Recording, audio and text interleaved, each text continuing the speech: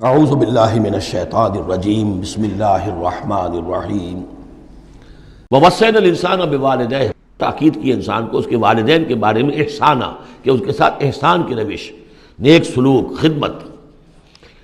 اور اس میں بھی خاص طور پر والدہ کا معاملہ جو ہے یہ سورہ بنی اسرائیل میں بھی ہے اور یہاں بھی ہے۔ وہاں بھی آیا تھا ووصینا الانسان بوالدیہ حملتہ امہ وہنا علی وہن وفصالہ فی عامین۔ تو والدین میں جو ہے والدہ کا حق فائق ہے والد کے حق پر، ویسے دونوں کے ساتھ اس نے سلوک ہو، دونوں کا ادب ہو۔ وَإِمَّا يَبْلُغَنَّ عِندَكَ الْكِبَرَ أَحَدُهُمَا أَوْ كِلَاهُمَا فَلَا تَقُل لَّهُمَا أُفٍّ وَلَا تَنْهَرْهُمَا وَقُل لَّهُمَا قَوْلًا كَرِيمًا، یہ ہم پڑھ چکے ہیں۔ لیکن یہاں بھی اور وہاں بھی خاص طور پر والدہ کا، اس لیے کہ مشقت جو ہے پیدائش میں ساری کی ساری مشقت جو ہے ماں کی ہے، باپ کا کیا حصہ ہے؟ وہ تو ایک کوئی اس کی لذت کا لمحہ ہوتا ہے، وہ اس کے اندر اس نے وہ بوند ٹپکائی اور فارغ۔ اب وہ ساری مصیبت کون جھیل رہی ہے؟ وہ عورت جھیل رہی ہے، ماں جھیل رہی ہے۔ سارا پریگننسی کا دور جو ہے، اس میں ابتدائی دور جو ہے، اس میں اسے جی بتلا رہا ہے، الٹیاں آ رہی ہیں، چیزوں سے نفرت ہو رہی ہے۔ پھر جب بوجھل ہو گئی ہے، جسم بوجھل ہو گیا ہے، بوجھ اٹھائے ہوئے ہے، پھر وضع حمل کی مشقتیں ہیں، وہ درد ذیل ہے، پھر اس کو دودھ پلانا ہے 2 سال تک، اس کے جو اس کو گند ہے اس کو صاف کرنا ہے، پوتڑے دھونے ہیں، یہ سارے کام کون کر رہا ہے؟ ماں کر رہی ہے۔ باپ کا تو اس میں حصہ ڈائریکٹ نہیں، انڈائریکٹ ہے، کہ بہرحال وہ کمائی کرتا ہے، پرووائڈ کرتا ہے، یہ بات دوسری ہے۔ لیکن جو مشقت ماں کی ہے، اسی لیے حدیث میں آتا ہے کہ ایک صحابی نے حضور سے سوال کیا کہ میرے حسن سلوک کا سب سے اولین مستحق کون ہے؟ آپ نے فرمایا تمہاری والدہ۔ انہوں نے پوچھا پھر ان کے بعد کون؟ فرمایا پھر تمہاری والدہ۔ تیسری مرتبہ پھر کون؟ حضور پھر والدہ تمہاری۔ چوتھی مرتبہ جب اس نے پوچھا ان کے بعد کون، تو آپ نے فرمایا تمہارے والد۔ یعنی والدہ کا حق جو ہے وہ والد کے حق پر، یہ ہے اخلاقی حق۔ قانونی حق والد کا زیادہ ہے، اگر سیپریشن ہو جائے گی تو اولاد والد کی ہے، قانونی حق اس کا زیادہ ہے۔ لیکن اخلاقی حق، خدمت کا حق، اور جنت جس کے پاؤں تلے ہے وہ باپ نہیں ماں ہے۔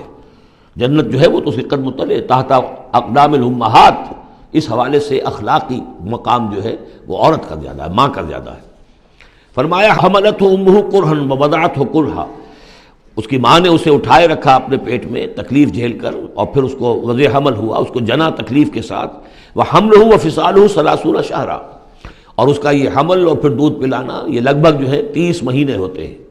حتی اذا بلغ اشدہ، یہاں تک کہ جب وہ اپنی پوری قوت کو پہنچتا ہے، بلوغت کو پہنچتا ہے۔ اور یہاں سے بلوغت سے مراد جو ہے وہ نفسیاتی بلوغت ہے، ذہنی اور نفسیاتی بلوغت۔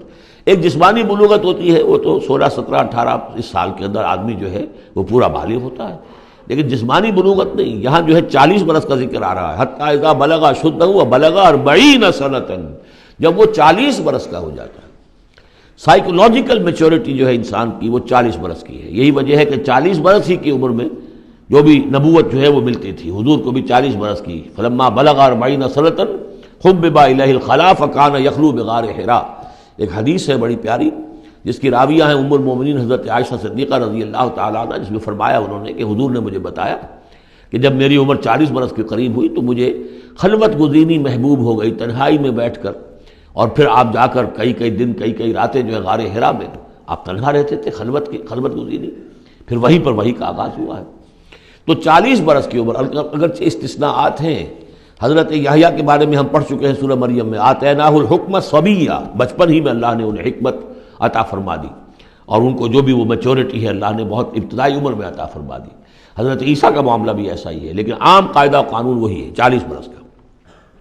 حتی اذا بلغ اشدہ وبلغ 40 سنۃ قال رب اوزعنی ان اشکر نعمتک التی انعمت علی وعلی والدی، تو وہ کہتا ہے کہ میرے پروردگار مجھے اس کی میری قسمت یہ بنا دے، یہ میرا نصیب فرما دے، مجھے اس کی توفیق دے کہ میں شکر ادا کر سکوں تیرے انعامات کا جو مجھ پر ہوئے اور میرے والدین پر ہوئے۔ وان اعمل صالحا ترضاہ، اور یہ کہ میں ایسے عمل کروں اچھے جو تجھے پسند آئیں، جنہیں تو پسند کرے۔ واصلح لی فی ذریتی، اور پھر یہ کہ میرے لیے میری اولاد کے لیے بھی، اولاد میں بھی میرے لیے بہتری پیدا کر دے۔ ایک تو یہ ہوتا ہے کہ اصلح لی ذریتی، میری اولاد کو اصلاح کر دے، انہیں صالح بنا دے، لیکن یہاں پہ انداز جو ہے ذرا دیکھیے، اصلح لی فی ذریتی، اس لیے کہ اولاد صالح ہوگی تو اس کا فائدہ مجھے بھی پہنچے گا۔ اس لیے کہ اگر اولاد جو ہے وہ صالح ہے اور نیک ہے تو اس سے یقیناً انسان جو ہے وہ دعائیں کریں گے، استغفار کریں گے، اور ان کے جو اعمال صالحہ ہیں چونکہ باپ نے کوئی تربیت اچھی دی تھی تو ان کے اعمال صالحہ سے بھی اس کے اپنے حساب کے اندر بھی ادراج ہوتا رہے گا نیکیوں کا. تو اصلح لی فی ذریتی، میری ذریت میں، میری نسل میں میرے لیے اصلاح فرما دے، یعنی ان کی اصلاح فرما جس سے کہ خود مجھے بھی فائدہ پہنچے. اسی بالکل یہی مفہوم ہے کہ جو ہم نے سورہ الفرقان میں پڑھا ہے، وَجْعَلْنَا لِلْمُتَّقِينَ إِمَامًا. مراد یہ کہ ہماری اولاد کو متقی بنا، تاکہ ان کی جو ہم از خود ان کے آگے چلنے والے ہیں، ان کے امام ہیں، وہ ہمارے فالوورز ہیں، ہمارے پیچھے چلنے والے ہیں. اور قیامت میں ایسا ہوگا، حشر میں آدمی اٹھیں گے اور ان کے پیچھے ان کی نسلیں چلی آ رہی ہیں، تو ہمارے پیچھے آنے والے ہیں وہ نیک ہوں، متقی ہوں. وَأَصْلِحْ لِي فِي ذُرِّيَّتِي إِنِّي تُبْتُ إِلَيْكَ، میں تیری جناب میں توبہ کرتا ہوں، رجوع کرتا ہوں. وَإِنِّي مِنَ الْمُسْلِمِينَ، اور یقیناً میں تیرے فرما برداروں میں سے ہوں. اولئک الذین نتقبل عنہم احسن ما عملوا، یہ وہ لوگ ہیں جن سے ہم ان کے بہترین اعمال قبول فرمائیں گے. ونتجاوز عن سیئاتہم، اور اگر کوئی خطائیں ہوں گی، کوئی چیز ان کے اندر کمزوری کا پہلو بھی ہوگا، ہم اس سے درگزر فرمائیں گے. فی اصحاب الجنہ، اور پھر یہ اصحاب الجنہ میں ہوں گے، جنت والوں میں شامل ہو جائیں گے. وعد الصدق الذی کانوا یوعدون، یہ سچا وعدہ ہے جس کا کہ ان سے وعدہ کیا جاتا تھا. اب اس کے برعکس سے کردار ہے، یہ تو یہ کہ ایک صالح بیٹا ہے، اور وہ جب اپنی پوری میچورٹی کو پہنچا ہے اور بلوغ کو پہنچا ہے نفسیاتی اور ذہنی اعتبار سے، تو اس کا طرز عمل تو یہ ہے جو آ گیا، رب اوزعنی ان اشکر نعمتک التی انعمت علی وعلی والدی وان اعمل صالحا ترضاہ واصلح لی فی ذریتی. ایک دوسرا برعکس کردار ہے، والذی قال لوالدیہ اف لکما اتعداننی ان اخرج وقد خلت القرون من قبلی. اور وہ شخص جو اپنے والدین سے کہتا ہے، والدین مسلمان ہیں لیکن بیٹا آوارہ ہو گیا ہے یا ذہنی طور پر جو ہے وہ گمراہ ہو گیا ہے، وہ نہ آخرت کو مان رہا ہے نہ اللہ کو مان رہا ہے، کسی اور رخ پہ جا رہا ہے، تو وہ اپنے والدین سے کہتا ہے اف لکما، میں بڑا بیزار ہوں آپ سے، یہ کیا آپ لوگوں نے ڈھکوسلے تراش رکھے ہیں، یہ کیا آخرت واخرت کی آپ مجھے دھمکی دیتے رہتے ہیں. اتعداننی، کیا آپ مجھے اس بات سے ڈراتے ہیں، وعدہ دیتے ہیں، دھمکاتے ہیں، ان اخرجا، کہ مجھے نکالا جائے گا، دوبارہ زندہ کیا جائے گا. وقد خلت القرون من قبلی، مجھ سے پہلے نہ معلوم کتنی نسلیں بیت چکی ہیں، ہزارہا لوگ نسل بعد نسل ختم ہو چکے ہیں، تو میں تو ان باتوں کو ماننے والا نہیں ہوں، یہ آپ کے ڈھکوسلے ہیں، یہ پرانی باتیں ہیں، دقیانوسی باتیں ہیں. وہما یستغیثان اللہ ویلک آمن، اور وہ دونوں ماں باپ جو ہیں بیچارے وہ نیک، وہ دعائی دے رہے ہیں اللہ کی کہ اے اللہ کے بندے، ویلک، تباہی ہو تیری، خرابی ہو تیری، آمن، ایمان لا، مان ان باتوں کو. ان وعد اللہ حق، یقیناً اللہ کا وعدہ سچا ہے. فیقول ما ھذا الا اساطیر الاولین، وہ کہتا ہے نہیں میں نہیں مانتا، نہیں یہ تو نقلیں ہیں، پرانی کہانیاں ہیں جو پچھلوں سے نقل ہوتی چلی آ رہی ہیں. اولئک الذین حق علیہم القول، یہ وہ لوگ ہیں کہ جن پر اللہ کی بات سچی ہو گئی، یعنی مستحق ہو گئے اللہ کے کلمہ عذاب کے.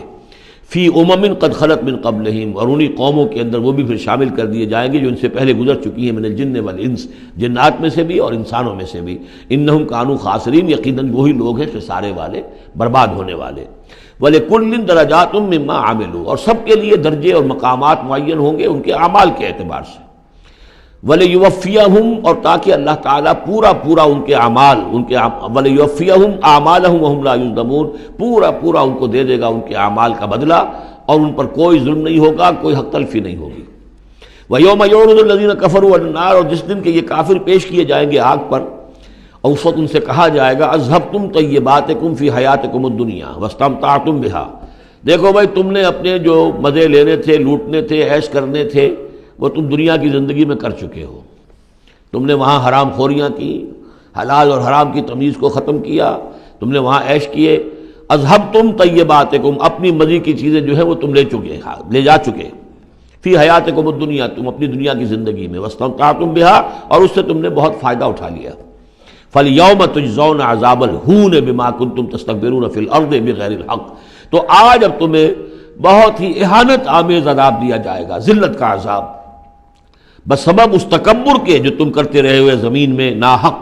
وَبِمَا كُنْتُمْ تَفْسُقُونَ، اور جو تم نے وہاں پر نافرمانیاں کی ہیں اور ہمارے احکام کو توڑا ہے.